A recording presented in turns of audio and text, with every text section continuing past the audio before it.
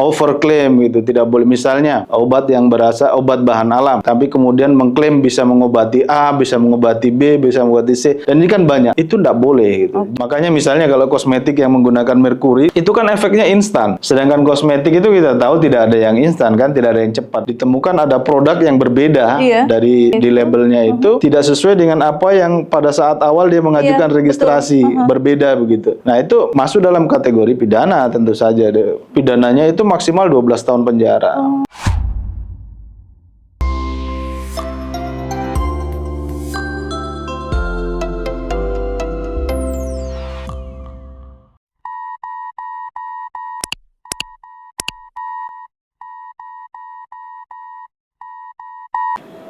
Assalamualaikum warahmatullahi wabarakatuh. Sahabat, kembali berjumpa dengan saya Fadia Aziz, tentunya masih di podcast kita di Inspirasi.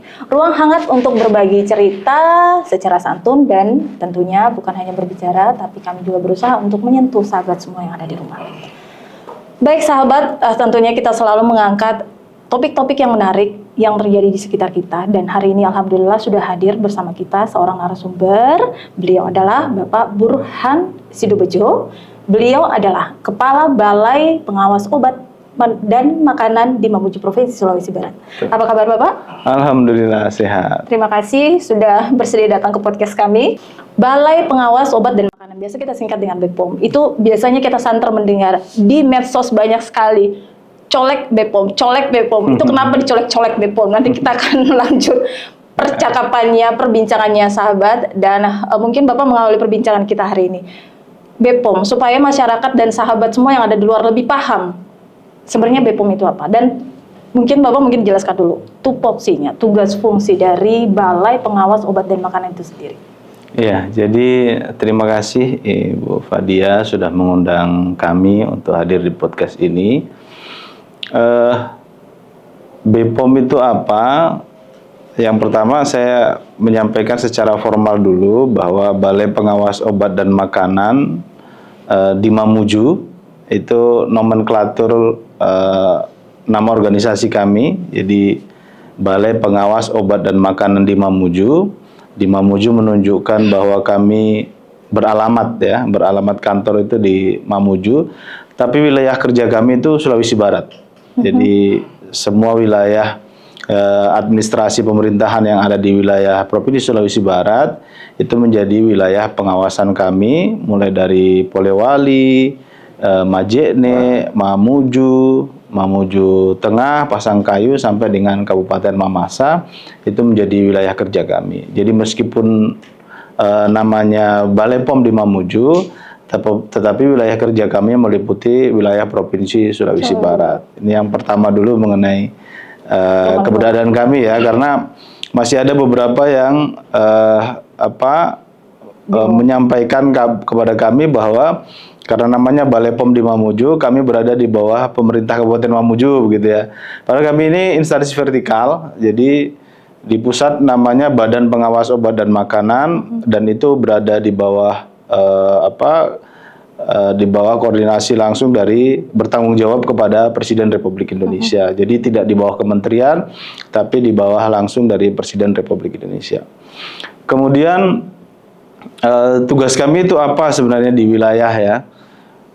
Secara sederhana dapat kami sampaikan bahwa tugas kami adalah melakukan pengawasan obat dan makanan. Ya. Obat dan makanan yang dimaksud adalah obat itu sendiri, kemudian obat tradisional atau sekarang dalam Undang-Undang 17 tahun 2023 tentang kesehatan itu disebutkan sebagai obat bahan alam, kemudian kosmetika, kemudian makanan itu sendiri. Atau dalam hal ini disebutkan di Perpres nomor 80 tahun 2017 tentang Badan Pengawas Obat dan Makanan, itu disebutkan pangan olahan. Jadi makanan tapi lebih spesifik lagi kepada pangan olahan. Itu tugas kami atau produk-produk yang kami lakukan pengawasan. Pengawasan kami adalah pengawasan yang kami sebutnya dengan pengawasan pre-market dan post-market. Nah, pre-market ini adalah pengawasan sebelum produk beredar. Jadi misalnya ada sebuah produk, apakah itu obat kosmetik atau makanan atau obat bahan alam, itu mau beredar, itu harus diregistrasi dulu di kami.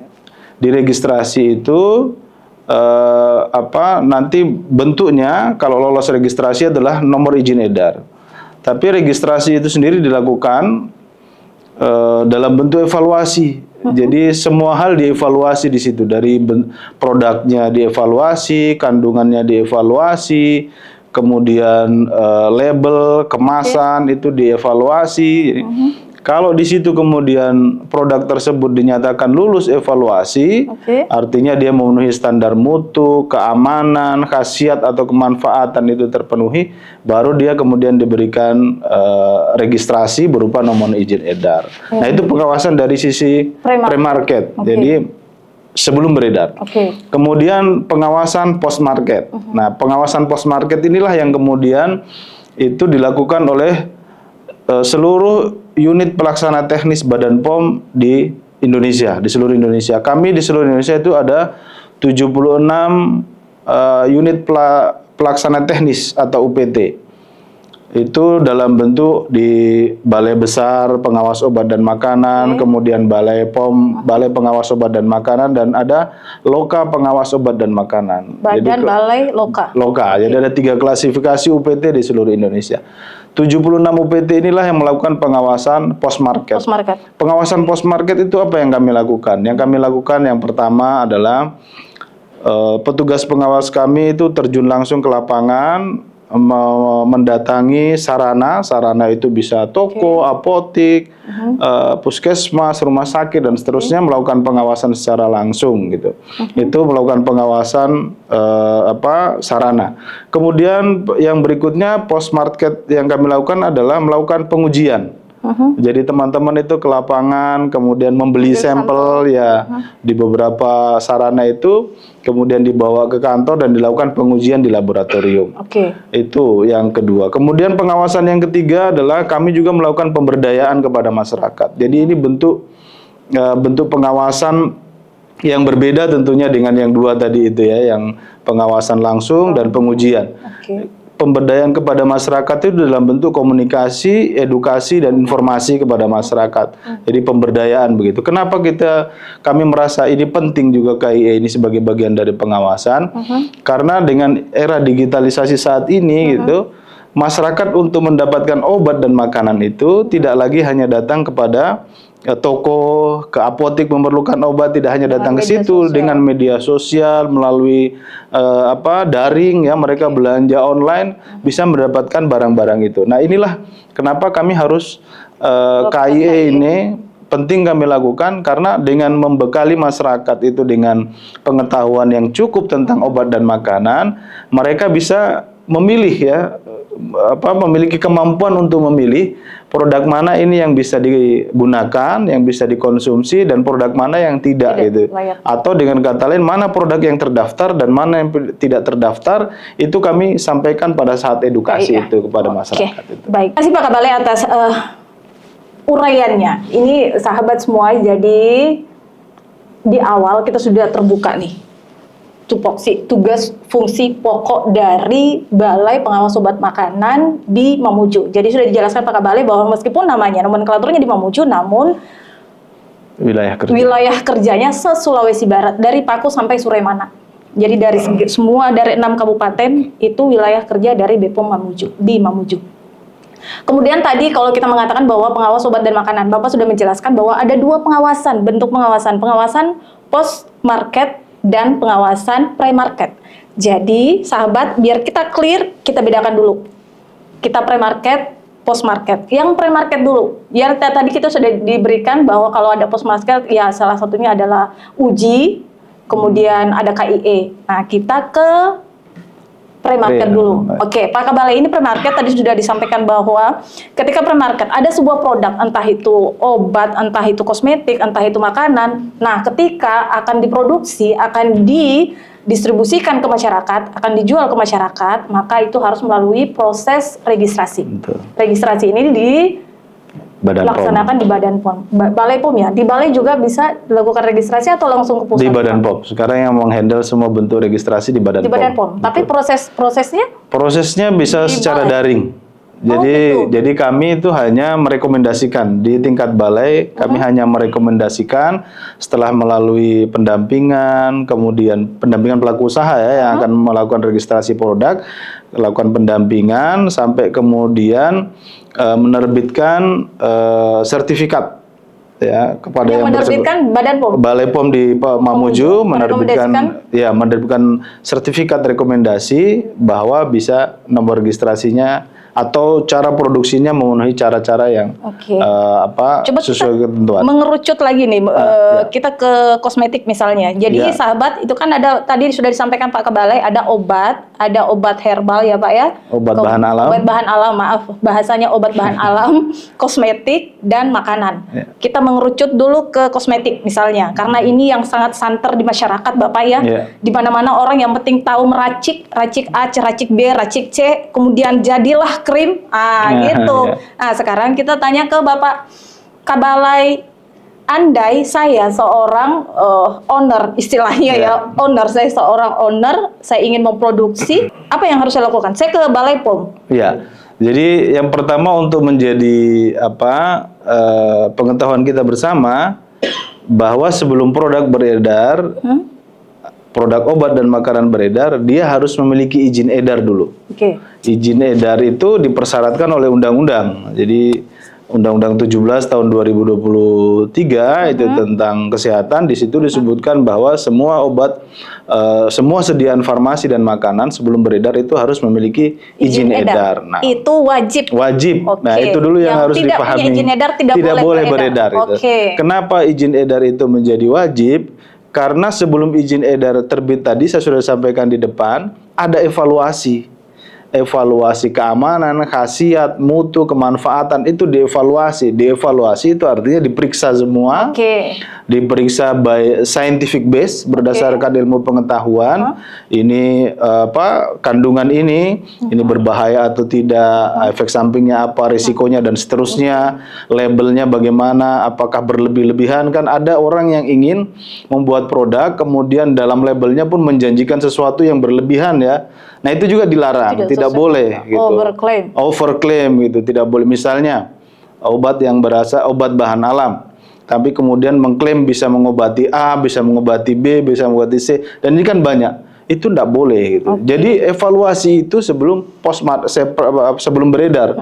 Kalau itu semua dievaluasi, kandungannya dievaluasi, klaimnya dievaluasi, kan kita ingin perdagangan kita ini fair ya, sehat begitu kan, semua orang mendapat informasi yang tepat gitu.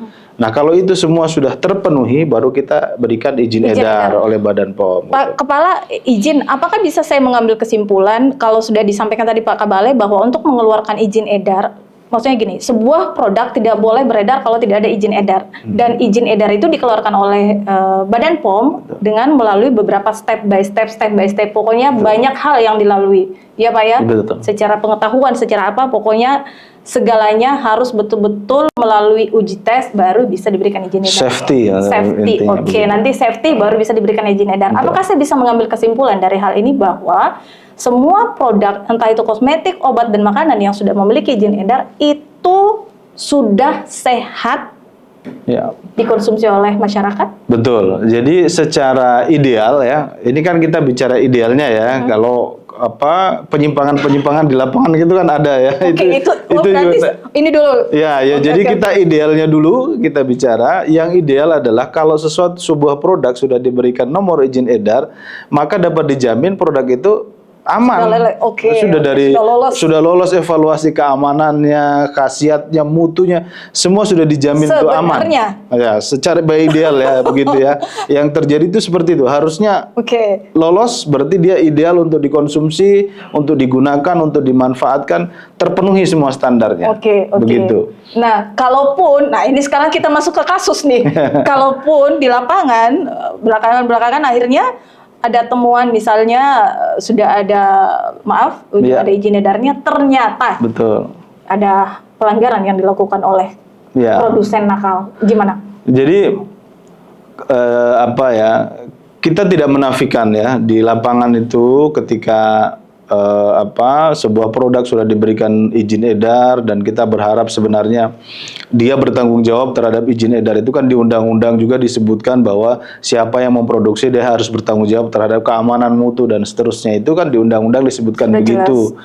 Nah, di lapangan memang kami menemukan itulah makanya kenapa ada pengawasan post market itu tadi ya. Post market itulah pengawasan ke sarana, melakukan pengujian dan seterusnya, itu kami lakukan ya dalam rangka menjamin begitu ya produk yang sudah diberikan izin edar itu tetap patuh kepada aturan gitu. Sepanjang peredaran dia tetap memenuhi kriteria yang dipersyaratkan, tetap patuh pada aturan. Itu kami pastikan dengan melakukan pengawasan post market ini. Nah, dalam perjalanan pengawasan itu ternyata memang ada produk-produk yang ya ini memang lagi-lagi mungkin masalah moral dari pelaku usaha, oknum pelaku usaha nakal itu ya. Produsen nakal yang kalau dalam hal kosmetik tentu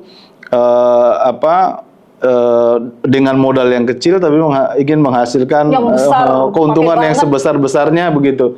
Makanya kemudian adalah produsen-produsen nakal yang memproduksi kosmetiknya itu dengan varian-varian atau dengan kelas-kelas gitu ya. Mungkin seharusnya tidak ada, tapi faktanya ada gitu. Ada yang KW1, KW2 dan seterusnya begitu, itu ada gitu di lapangan kami temukan seperti itu. Gitu. Pak, kalau ini untuk Sulawesi Barat, ini kita berbicara untuk Sulawesi Barat nih. Dari pengawasan post market yang dilakukan, obat, makanan, dan kosmetik.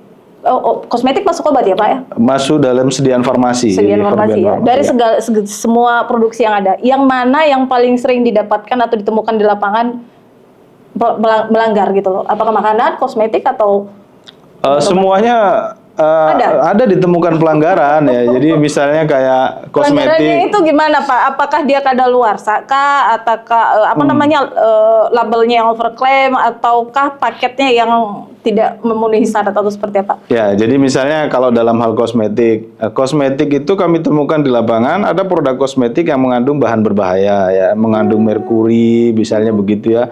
Kemudian padahal itu sudah ada izin edar? Sudah ada izin edar. Ya tadi itu karena pelaku usaha nakal ingin dengan modal yang kecil ingin mendapatkan keuntungan yang besar kan.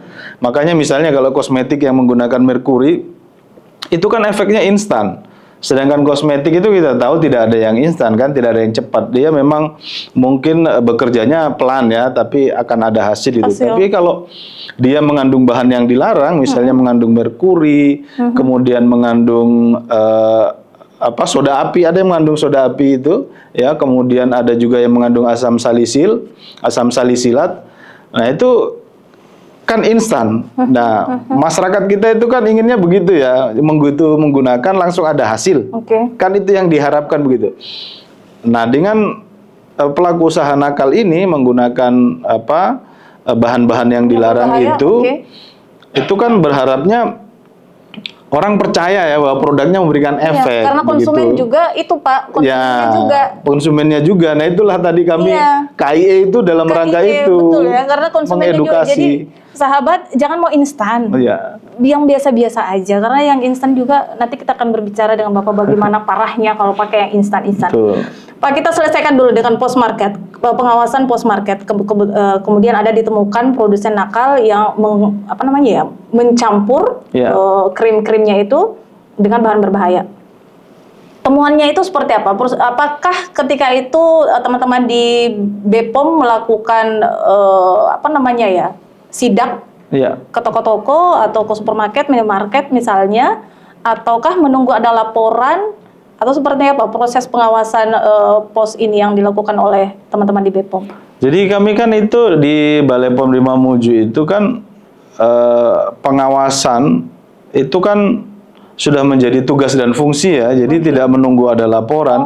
Kami secara rutin melakukan pengawasan dan itu setiap bulan. Rutin ya? Rutin. Jadi se-Sulawesi Barat? Se-Sulawesi Barat. Apa sasarannya Pak? Toko-toko besar atau yang kecil pun jadi sasaran? Jadi kami melakukan pengawasan itu berbasis resiko. Berbasis resiko itu maksudnya begini, kalau ada satu sarana, apakah itu kosmetik, obat, kemudian retail pangan, yang memang dalam track recordnya, dalam rekam jejaknya ya di kami itu memang nakal, Iya. itu akan lebih sering didatangi oleh pengawas. Itu berbasis resiko. Tapi kalau dia memang berdasarkan pengawasan kami ya baik-baik saja begitu, berarti kita percaya bahwa yang bersangkutan itu pelaku usaha itu memang Akhlaknya bagus. akhlaknya bagus, dia menjaga produknya begitu ya supaya tidak merusak orang begitulah, memproduksi dengan baik begitu. Jadi kami lakukan pengawasan berbasis risiko. Jadi kami misalnya kalau rekan-rekan kami itu melakukan pengawasan di Polewali misalnya begitu, itu bisa yang diawasi bisa datang ke toko retail, bisa datang ke kosmetik, bisa datang ke puskesmas, rumah sakit. Jadi melakukan pengawasan Jadi begitu. puskesmas pun Iya. itu? Kami melakukan pengawasan ke puskesmas itu untuk memastikan, kan kalau di puskesmas itu ada obat yang disimpan ya. Iya. Obat disimpan itu baik itu vaksin, obat keras, obat itu kan disimpan di sana. Itu kami memastikan bahwa penyimpanannya itu sesuai dengan rekomendasi pabrik. Rekomendasi pabrik itu apa? Suhunya. Itu harus dijaga. Obat itu kan di premarket itu kan khasiat keamanan dan mutu ya. Nah, kalau obat itu tidak disimpan pada suhu yang benar, itu mutunya rusak. Memang secara fisik itu kelihatan masih baik bentuknya, tapi potensi untuk menyembuhkan itu yang berkurang. Ya. Karena tidak disimpan. Misalnya kayak vaksin ya, vaksin itu kan penyimpanannya harus di bawah suhu 0. Minus derajat sekian lah. Nah, itu kalau tidak disimpan pada suhu yang seperti itu gitu, kan itu rusak vaksinnya. Padahal vaksin ini paling peka sekali dengan suhu. Nah, kalau vaksin disimpannya rusak, kemudian disuntikkan kepada pasien atau kepada anak-anak, itu kan yang disuntikkan tinggal air aja, tidak ada obat berkhasiat. Apa dampaknya ketika anak-anak yang misalnya kita harus vaksin polio di usia anak-anak 9 bulan itu yang disuntikkan air? Berarti kan tidak ada efeknya untuk kehidupan anak itu di masa depan. Nah, inilah kenapa kami melakukan pengawasan ke puskesmas, rumah sakit untuk memastikan itu.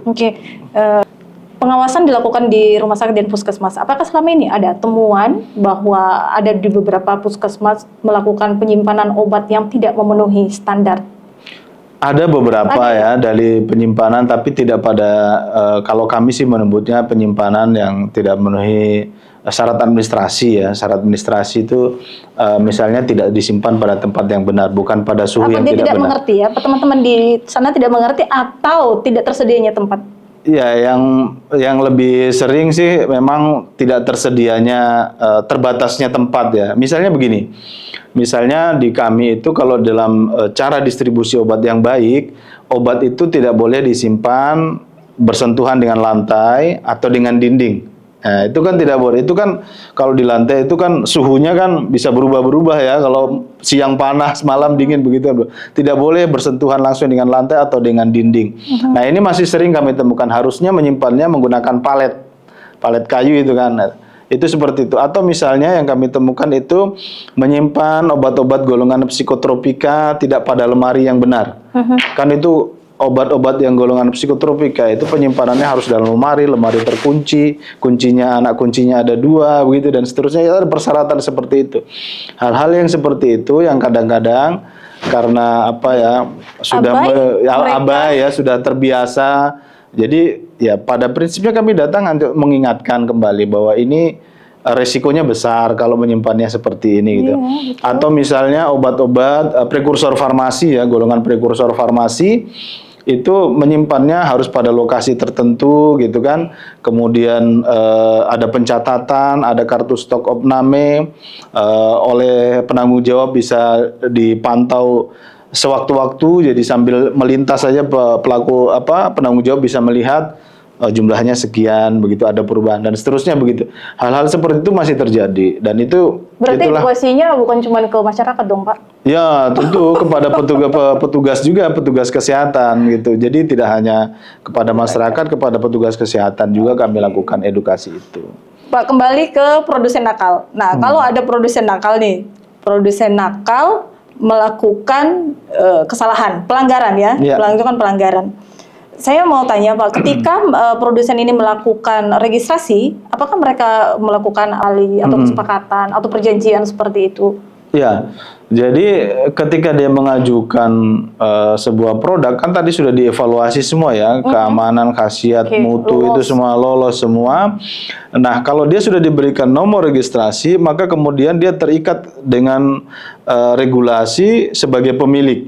Ya, sebagai pemilik registrasi, pemilik produk, dia kemudian akan terikat oleh undang-undang karena di undang-undang itu menyebutkan bahwa dia bertanggung jawab terhadap produknya yang akan dia produksi. Jadi, itu apakah produsen nakal ini jika dia nakal itu bisa dikategorikan tindakan kriminal? bisa memang masuk dalam Undang-Undang 36 itu Undang-Undang 17 tahun 2023 tentang kesehatan itu kan memang ada di dalamnya diatur tentang tindak pidana. Ya, kalau dia memproduksi dan atau mengedarkan produk yang tidak memenuhi khasiat keamanan mutu tadi dapat dipidana. Pidananya itu maksimal 12 tahun penjara. Cukup tinggi ya. Masuk dalam ada pidananya memang di situ. Jadi yang dipidanakan itu sediaan farmasi. Sediaan farmasi itu obat, obat bahan alam dan kosmetik. Itu masuk dalam sediaan farmasi. Jadi kalau ketemuan bahwa ternyata produksi yang mereka edarkan di masyarakat tidak sesuai ketika registrasi, maka dia bisa dimintakan pertanggungjawaban pidana kepada yang bersangkutan. Bisa dipidanakan. Jadi kalau sahabat mendapat hal-hal yang seperti yang Bapak sampaikan tadi bahwa ada produksi-produksi yang ternyata itu tidak memberikan efek manfaat kepada konsumen. Ya. Lapor bisa ke BPOM ya Pak ya? Bisa dilaporkan kami ya?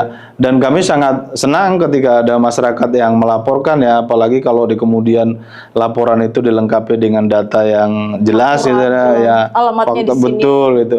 Kami sangat senang itu karena kami sebagai bentuk pertanggungjawaban dari layanan publik, kami harus segera menerima dan laporan itu harus kita tindak lanjuti dan itu kita punya waktu. Batasan waktu untuk menindaklanjuti itu. Jadi kalau ada masyarakat yang merasa melihat kemudian mengetahui begitu bisa dilaporkan kepada kami kalau ada produk-produk yang melanggar ketentuan. Gitu ya Pak.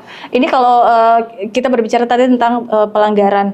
Nah tadi sempat Bapak juga sedikit berbicara tentang overclaim ini, di mana label katanya yang ketika dia registrasi ini kandungannya, ini kandungannya segini, ternyata yang di labelnya segini padahal di dalam kandungannya itu tidak seperti itu. Ya. Itu overclaim ya Pak ya? Ya, itu gimana? Ya, itu kalau berbeda begitu antara apa yang dijanjikan dengan apa yang dinyatakan, dengan kenyataannya apa dijanjikan berbeda dengan kenyataannya, itu bisa dua undang-undang yang digunakan untuk menjerat pelakunya. Ada Undang-Undang Kesehatan tadi, Undang-Undang Nomor 17 Tahun 2023, ada juga Undang-Undang Nomor 8 Tahun 1999 tentang perlindungan konsumen. Jadi kalau di perlindungan konsumen itu apa yang disampaikan, apa yang dijanjikan tidak sesuai dengan kenyataannya, berbeda dengan kenyataannya. Kalau di Undang-Undang Kesehatan 17 Tahun 2023 itu dia produknya kan tidak memenuhi keamanan, khasiat dan mutu. Kalau di dalamnya kemudian ditemukan ada produk yang berbeda dari apa yang dia di labelnya itu tidak sesuai dengan berarti kandungan yang berbeda ini kan tidak sesuai dengan apa yang pada saat awal dia mengajukan registrasi, berbeda begitu. Nah, tidak sesuai dengan ketentuan, keamanannya kita belum tahu, tambahan ke dalamnya itu.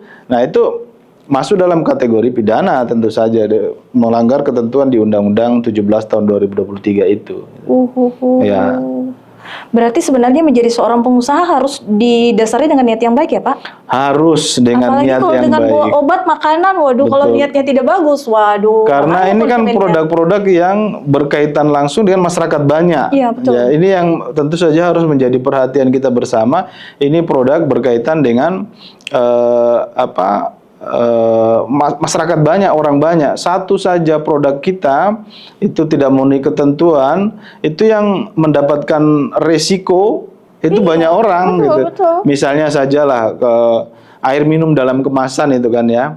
Itu satu dos itu kan isinya berapa? 48 gelas. 48 gelas. 48 gelas itu yang minum berapa orang gitu. Kalau itu tidak memenuhi syarat begitu ya, tidak memenuhi syarat kesehatan, ada kandungan bakteri di dalamnya misalnya karena ketidakbersihan ya, sanitasi higienis yang tidak terpenuhi, satu karton saja itu kan sudah memberikan dampak kepada banyak orang. Jadi risikonya memang banyak gitu. Hal yang sama juga terhadap kosmetik. Satu kali sebuah produk itu diproduksi, Iya, sampai itu kan ratusan menjadi pot. banyak pot Iya. itu ya. Nah itu yang mendapatkan dampak kan banyak orang. Gitu. Jadi memang ya kami selalu mengajak berbagai pihak untuk aware dengan hal ini. Kita harus bersama deh ini karena kalau kami sendiri terbatas lah, kemampuannya sangat terbatas. Petugas pengawas kami itu yang sering turun ke lapangan itu tidak sampai 10 orang untuk Sulawesi Barat. Jadi memang sangat terbatas. Untuk Sulawesi Barat hanya 10 pengawas. Tidak sampai 10 untuk Sulawesi Barat untuk melakukan pengawasan langsung ke lapangan itu ya, memang tidak sampai 10. Dan itu obat, Jadi makanan, kosmetik. Target nggak kesampaian Pak? Setiap Kalau tahun ya? Dengan kekuatan hanya 10 orang. Kalau itu tadi kami melakukan pengawasan berbasis risiko. Jadi memang hanya terpilih-pilih memang yang punya track record nakal, itu yang sering-sering kita datangi, Tapi kita bagaimana edukasi. dengan kerjasama dengan pihak-pihak terkait misalnya dengan pemerintah daerah mungkin? Oh iya,